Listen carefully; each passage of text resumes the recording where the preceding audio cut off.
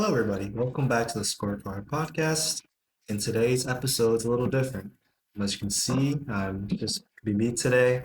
Um, Shiv Patel is still studying abroad, so I think I put upon myself to make some solo videos. And today is we're doing our March Madness bracket. It's the best time of the year.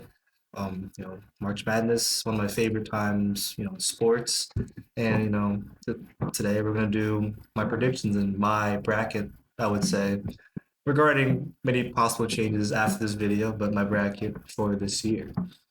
So, in terms of my college basketball knowledge and how credible I might be in making a really good bracket, I will say, am I the biggest ball knower when it comes to college basketball? No. Am I a casual? I would also say no. I'll probably say my knowledge is decent. I've been watching more and more as it's gotten close to March, but I won't sit here and say I'm an expert or anything. Obviously, there are a lot of other people who watch college basketball a lot more than me, so I don't take this video as a blueprint for your bracket. Just look at it as an honest opinion and honest perspective from me, a college student from Fordham University. So, how I usually go about making these picks, I love to look at some data. I usually go to KenPom. KenPom has a lot of good, stats like net rating, especially offensive and defensive rating. Usually, those two are a pretty good indicator of a really good team or bad team. They have other data points like net rating for non-conference schedules. Also, this data stretches back all the way to 2002, so you can look at the past national champions, see their data. And there's also a lot of videos talking about like specific data points that each national champion hits in terms of KenPom ratings or KenPom data points. So I usually base it off of that as well. And I also love to look at the trapezoid of excellence. One of my favorite creators, Ryan Hammer, who follows college basketball very heavily. He always has this every single year. In this trapezoid, basically, I would say it tells you who is amongst the top teams in the country. And I think every single year since I've seen it, a team within the trapezoid has won a national championship. So it's another good indicator. This one focuses on like styles, especially when it comes to March. Styles of basketball really come into play. Like you see of Alabama, they play with the fastest pace in the country, and they're going to score a lot of points. They also give up a lot of points, so I usually look at the trapezoid too. And I also just look at this page on Twitter, which is or X, College Basketball Analytics, gives you some data points, the trapezoid, some player stats, 3-point attempts, follow throughout the year just to, keep my knowledge somewhat credible and somewhat knowledgeable before, March starts and before we get into the tournament. Another key point I would say about the bracket is that I like to go with my gut. Sometimes, data can only tell you so much, so I go with my gut. Has it ever worked out for me in terms of having a great bracket? No, but that's what I do. That's what happens. I'm sure other people are good as well. And I also just, one of my biggest factors also as well is the type of talent and closer you have on your team. Like last year, I picked Duke because it's a basic pick. I picked Duke because they had a guy like Cooper Flag. Florida won last year because they had a guy like Walter Clayton. And usually I like to pick teams that have future NBA talent. That's a pretty good indicator of how far a team can go in the tournament. But obviously that's not the blueprint. A lot of teams, rely on their veteran presence. But usually if you have a guy, a really good guy, and someone who might be a future NBA star, I might be more inclined to pick you because I know you have that type of talent. But let's start getting into this bracket. So I'm gonna start with the East side. So looking down at this,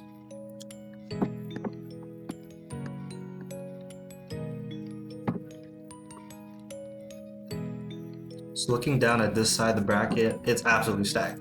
First, you got Duke on top, you got Ohio State, TCU, big names like St. John's, Kansas, Louisville, Michigan State, UCLA, UConn.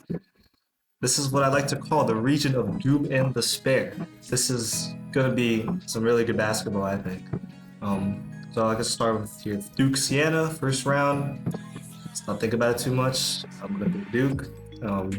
Cam Boozer is one of my favorite players in college right now, and if he can, continue to perform at the level he's playing all year, I think Duke could be in really good hands. So not bad of a pick there. Let's go with Duke. Next is Ohio State and TCU. This is where, I will say my knowledge isn't as great as I want it to be, but, I've done a little bit of research on each team, and I'm not going to think about it too much. Pick Ohio State. Go Buckeyes. I think both teams are very good, but let's go Ohio State. Next is St. John's, and as a New Yorker, I think St. John's is the one team that I'm going to root for the most. I really don't have a team or college I don't follow too much. I was really following UCLA for a while, but then I guess the last couple of years I haven't really paid attention much to them. But if I had to pick between two schools or schools that I want to root for this tournament, St. John's would be at the top of the list. And I think they got robbed in this selection process. They just won the Big East tournament. I was there for one of the first round games against Providence, and they were beating up teams by double-digit points, and they just beat UConn pretty badly in the finals. And they've taken 2 out of 3 from UConn, but as you scroll down, UConn is the 2 seed in this side of the region, which is also crazy putting those 2 teams together. But I thought St. John's deserved way higher than a 5 seed, maybe at least a 4 or a 3, but selection committee, gave him a 5, and you know how Rick Pitino can be, and I'm sure he's gonna grill this into his guys, make sure use that motivation, and obviously I think Northern Iowa still a really good team. They're back at the tournament, but I think St. John's has that motivation right now to make it far. Rick Pitino historically has won most of his first round games, so St. John's, New York, we're gonna go with them. Now let's go down to Kansas Cal Baptist. I mentioned, if your team has one of those NBA guys, I'm gonna be more inclined to pick you. And Kansas has Darren Peterson, and if you follow college ball, Darren Peterson, there's a lot of, I guess, drama going on. He's gonna play the full game in this. If he's ever gonna play a full game in this tournament, we'll just have to see. But I think Kansas should win this game. They have the talent. And again, if Darren Peterson shows up for this tournament, other teams better look out.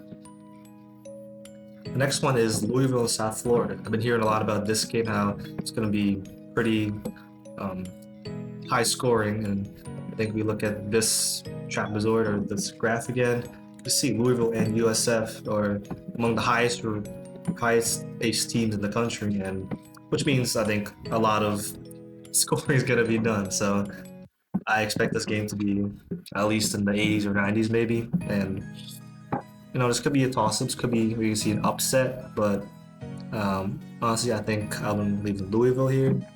I think they've had their ups and downs this season, but if I had to pick a team, I'll pick a team here with Louisville. Next, Michigan State and North Dakota State. Not much to say here. Trust on his own march. Michigan State. Now to the last 2 for the first round of the East region. Start with UCLA and UCF. So I mentioned among the teams I root for the most, UCLA is at the top of the list, and they've been playing a lot better recently. Donovan Dent's been killing it for UCLA, and I think under Mick Cronin they should have the edge here, but UCF's no easy out. But I gotta rock with my team UCLA here, so I'm gonna go with UCLA. And the last one is UConn and Furman. And like I mentioned, UConn lost in the Big East Championship. They've been pretty cold coming into this tournament, but what Dan Hurley can get. I'm sure he's been grilling his guys as well. So I think they should be able to handle Furman. No guarantees, but now we go to the second round, and so far I picked no upsets. That's gonna happen sometimes, but March is crazy, and I'm sure one of these games is gonna be wrong, but we'll just have to see come this weekend. So first, Duke and Ohio State. Hold on, let's just admire these matchups in the second round of this region. You got, I would say these 8 schools are pretty big names, and all of them are matching up in just the round of 32, which is, this region's crazy. And Duke Ohio State, I'm gonna go with Duke again. Big Cam Boozer fan, I think it's gonna carry them. Now we're going to St. John's and Kansas, and it's just gonna be a really tough matchup to pick. I mentioned Darren Peterson, when he plays, he's one of the best in the country. But I think St. John's is playing at a really good level right now. And again, the extra motivation, I think, be able to handle Kansas, especially Kansas being very consistent. Now to Louisville, Michigan State. Again, I'm going to trust Tom Izzo in March, and I think Michigan State has a lot of good quality wins. I think they're built to win in March, and I think Michigan State is the team to pick here. Now for UCLA and UConn, I think this is where we see our first upset. Do I think UCLA is a better team? No. Are they better coached? No. But it's March. I'm going to pick my guys, UCLA. Now we look at the Sweet 16. Start with Duke and St. John's. It's going to be an incredible game if it happens. We get this far. Again, St. John's is running pretty hot right now, but I have to roll with Duke. I just think Duke has just the talent to be able to hit on St. John's. But if St. John's wins this game, I'll not be surprised. And I really hope they do. If they bust my bracket here, I'll be okay with it. It'll be St. John's in the Elite Eight, but we rock with Duke here. And Michigan State, UCLA. Again, UCLA has been playing a lot better as of late. I mean, in this bracket, it's be UConn, but we got the roll with Michigan State, which would set up a Duke Michigan State Elite Eight, and rematch 2019. And I think both these teams have the ability to win a national championship, but I'm gonna roll with Duke. Again, seems like a basic answer, but I think that's the team's gonna come out of the East. I think Duke's very balanced, played well all year. They're dealing with some injuries right now, but like I said, rely on Cameron Boozer, and you're gonna make it to the Final Four. Now let's move on to the West region. So let's start off with the first one, Arizona and LIU. Shout out LIU. I'm from Long Island, so it's nice to see a lot of Long Island schools being represented in the tournament. Hofstra's also in, which we'll find later, but LIU's here against number one seed Arizona, and much as I want to pick LIU, Arizona's been one of the best teams all year, and not much to be said. Arizona will pick them to make the next round. Next is Villanova and Utah State.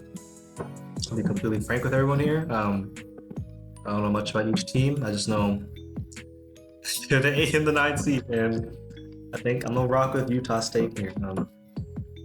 Villanova, not as good as it used to be, obviously, but I think I'm just gonna rock with Utah State. If you wanted a better technical answer, I'm sorry. Now we're gonna move on to Wisconsin and High Point. So I think a lot of people circle this game for a possible upset. The way High Point plays is really fun to watch, and it's really tough matchup for Wisconsin, and I think High Point will be able to get it done.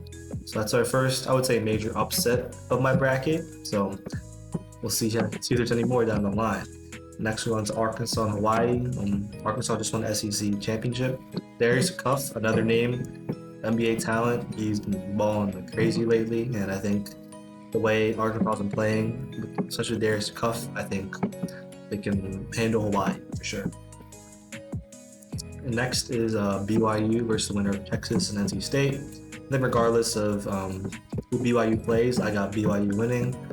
And this is where, some of my bias, I will say, gets to my picks. They have AJ Demanston, also one of my favorite players in college right now, is primed to be a top prospect in the next year's draft. And I think BYU has had their struggles this year, but if they have AJ Demanston on their team, they're going to make some noise regardless. So if they get it done. Next, Gonzaga, Kennesaw State. I want to think about this year. Gonzaga, I guess, one of the more underrated teams this year. Again, Mark Few always has Gonzaga, a bit up in the top rankings every single year. And, you can always rely on him to win a game in March, and Gonzaga's going to get that done.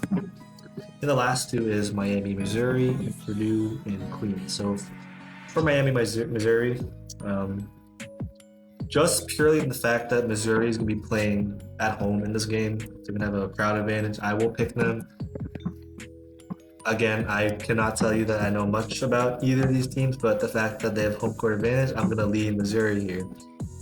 And to face the winner of Purdue, Queens, again, Purdue just won the Big Ten over Michigan.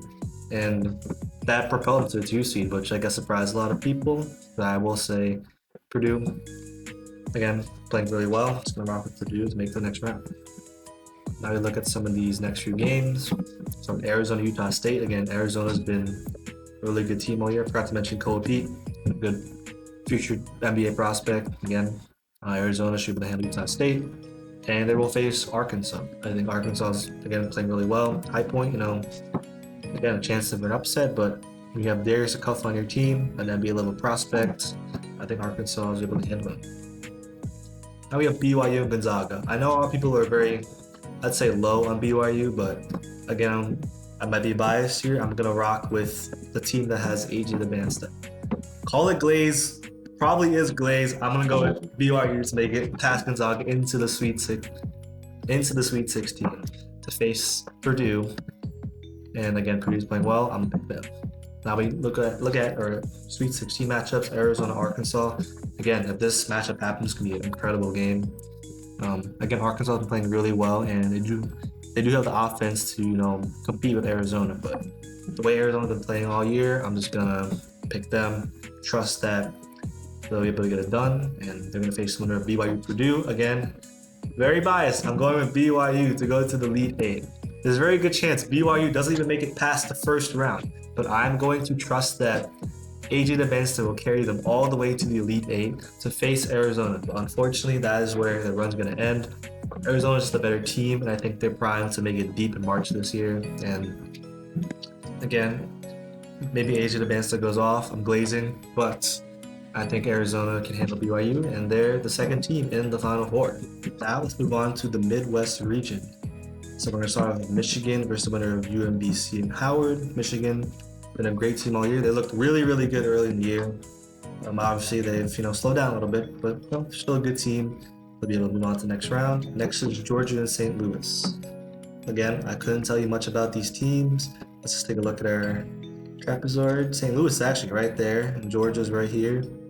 And St. Louis being a A10 school, where my school Fordham goes to, or is a part of, but I'm gonna rock with St. Louis actually. Maybe call it an upset. Let's see what it says here. And it's actually suggested pick. It does say St. Louis on the part. They're ranked 31st as well, so they didn't win the A10 tournament, but they've been playing well all year, so I'm rocking with them. And next is Texas Tech and Akron. You ever watched Akron play basketball? They play at such a high pace. If you look at this chart right here, they're not highlighted here, but Akron does play at an extremely high. See, they're right here actually, an extremely high pace, and they like to score the ball. And so Texas Tech is still a really good team, but I'm gonna pick Akron to win here. Another 12-5 upset. Call it crazy. I'm going with Akron. And now we have the next one, Alabama and Hofstra. Hofstra, I mentioned, Long Island School. Shout out. I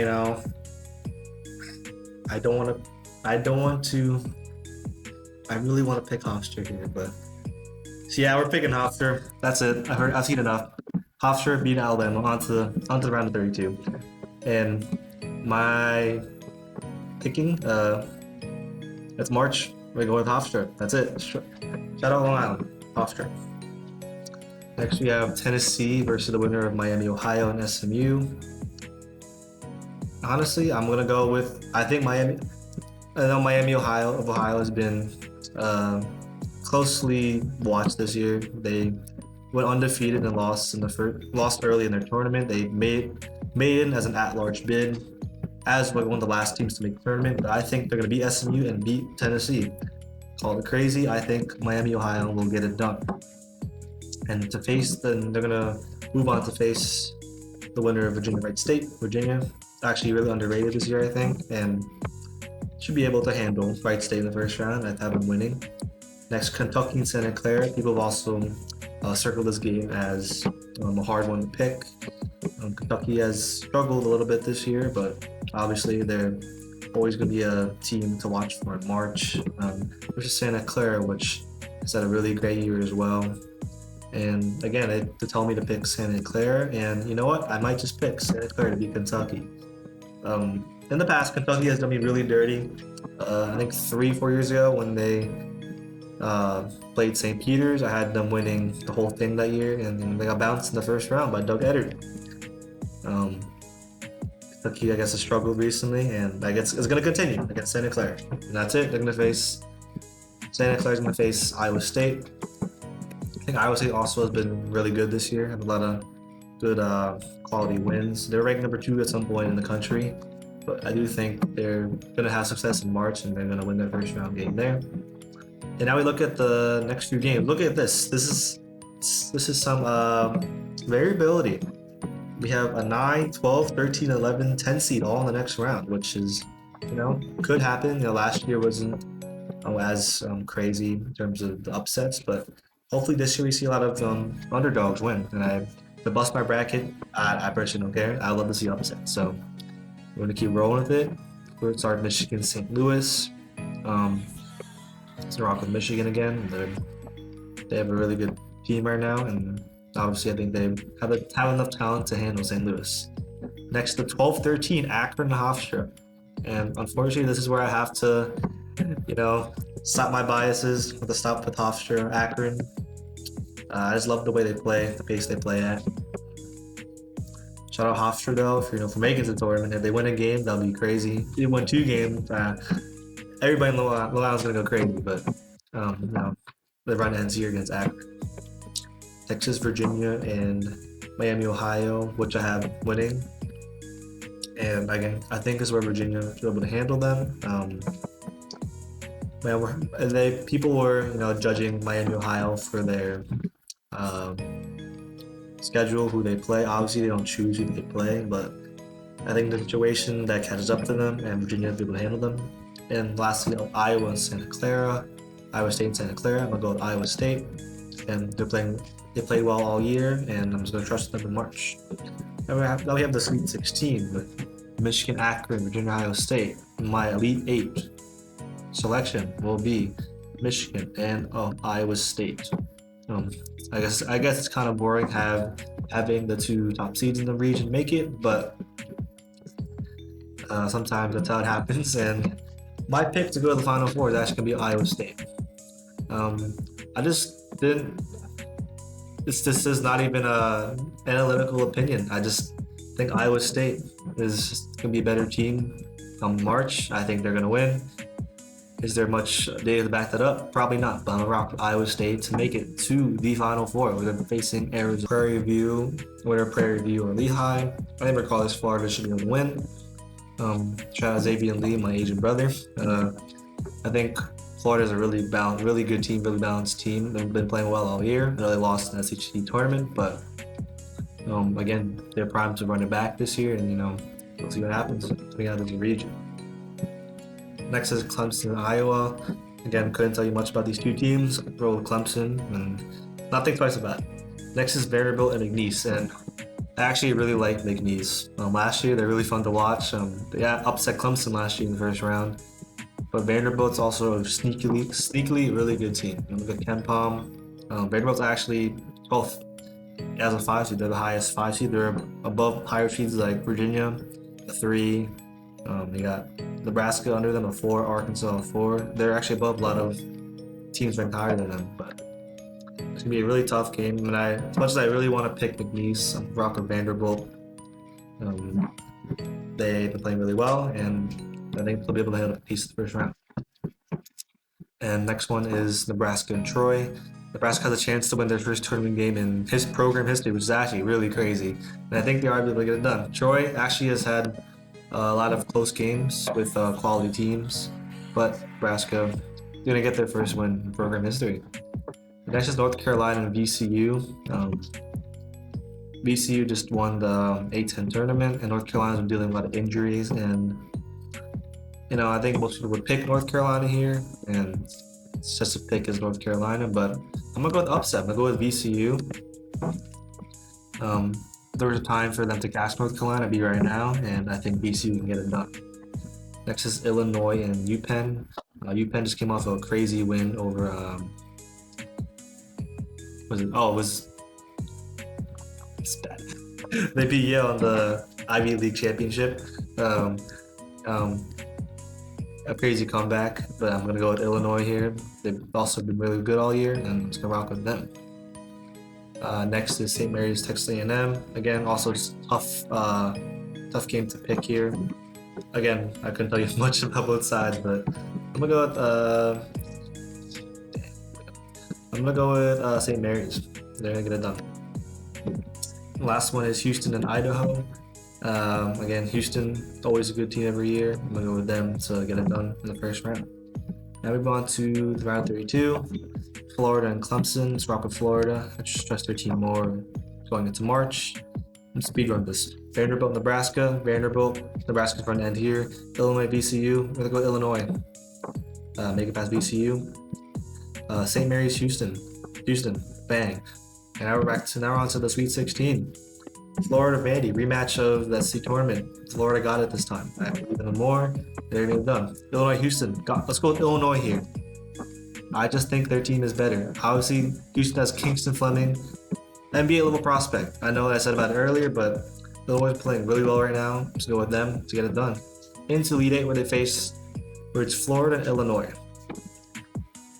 And honestly, I'm gonna just go with Illinois to make it to the Final Four. What is my thing behind this pick? I am not too sure. Let's just go through KenPom. Illinois actually is very good, right up there, top 7 in KenPom. We go with the Trapezoid Excellence. They're sitting just outside of the Trapezoid with them and Florida. And honestly, I'm just gonna rock with Illinois through into the Final Four to face Duke. So after all these picks, we now have 2 matchups for the national championship game: Duke, Illinois, Arizona, Iowa State, and my championship game prediction is going to be Duke and Arizona. And if you're looking at this right now saying, wow, Gab, that is really boring. You pick the top 2 teams ranked in this whole entire tournament, which, yes, that is very true. There's not much variability in my picks, clearly. But I do think these 2 teams are the best 2 teams in the country. Obviously, the rankings agree with me, but I think, like I mentioned, Duke just been good all year. Cameron Boozer, NBA level talent. I can get you pretty far in March. In Arizona, been one of the best teams all year, most consistent team all year. And they have a team this year that make it deep in March, and I think they will make it to the championship game. But I do have Duke winning. And last year I did pick Duke to win the title, and before they choked in the Final Four against Houston. But I do think Duke can get it done this year, and that is my pick for the national championship. But I think my bracket is perfect. Of course not. My bracket's never perfect every year. There have been some years where I've actually gotten, actually a lot of them right, but there's a reason why no one ever gets a perfect bracket in any of these tournaments, any year. But that's why we all love watching March Madness. It's just so much variability every year, so many cool upsets happening.